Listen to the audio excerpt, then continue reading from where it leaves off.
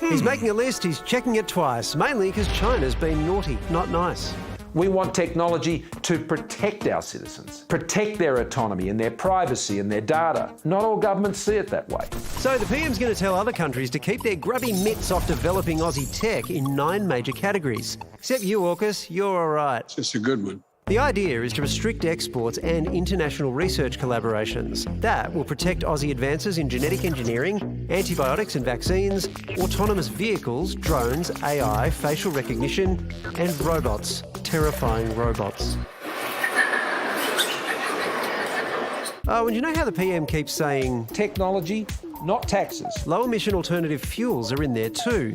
But the big one is quantum tech. Quantum technology as such really uses the sort of weird nature of the quantum behavior of matter to its advantage. In other words, spooky action at a distance. Makes sense. but you don't have to understand it to understand it's a potential game changer. The result is that it really scales up the power of computers to well beyond, potentially anyway, what anything classical computer can do. It's a $1 billion industry for Australia, tens of thousands of potential jobs for it in the future. Quantum technologies will also have defence applications like enabling navigation in GPS-designed environments and helping to protect us from advanced cyber attacks.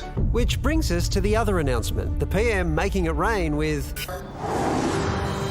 $100 million worth of investment. Actually, that sounds like more of a light drizzle. We've had around 10 countries around the world make billion-dollar investments. In Australia, unfortunately, we've been sitting on our hands.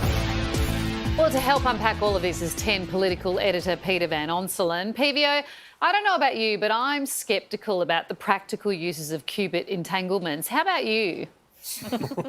I have to confess, I've tried to understand exactly what this means all day, and to no avail. And talking to experts, I can't work out whether they can't explain themselves or I'm just too dumb to understand it. But as far as I can tell, in the context of an election campaign, it's $100 million, and it's about trying to stop the brain drain predominantly. You know, the idea is that people who are interested in this technology and can actually develop it are going overseas rather than here. So that's why the PM wants this quantum hub, as he's calling it. And they're tying it to security. I think we shouldn't lose sight of that. They know national security is a strong suit for the coalition. So this is a way into that that's also a little bit sciencey and a little bit education as well. Well, because of their passion for national security, how much security does $100 million worth of quantum computing get you? Not a lot if you can't build submarines to protect yourself anyway, would be my guess. But again, I'm not the scientist who knows these things, but we're being told that you need to develop it here so that we can be competitive with where it might go next. It reminds me actually of some of the talk about how we're going to get to net zero with technology that doesn't exist yet. This feels like a dip, an expensive dip into the ocean of making sure we don't get left behind on quantum technology. You're pleading the Heisenberg uncertainty principle on that one. It's a little science joke for you, PVO. It probably didn't apply, actually, now that I think about it. That nobody got. No, I got it. It was very good, actually.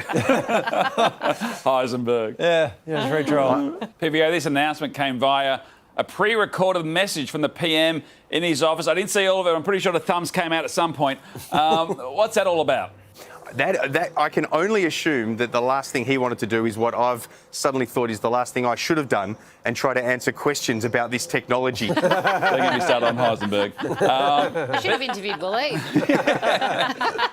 But it's all starting to get a little bit silly. I mean, PVO, how much longer can this not an election campaign go on for?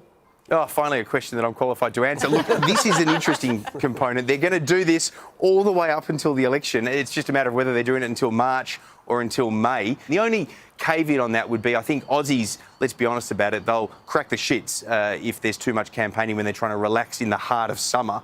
So I think there'll be a little bit of give during that period when the cricket's on and Australia Day, and then how quickly they get into it after that will be really interesting. Here's my tip. If the PM doesn't call the election shortly after Australia Day for March, it's only because he's behind in the polls. He'll call it if he thinks he can win it.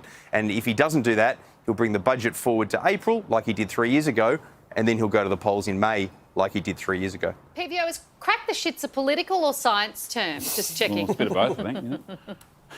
Yeah. Sorry, could I get you guys to say that again? Now you've lost us, hasn't you?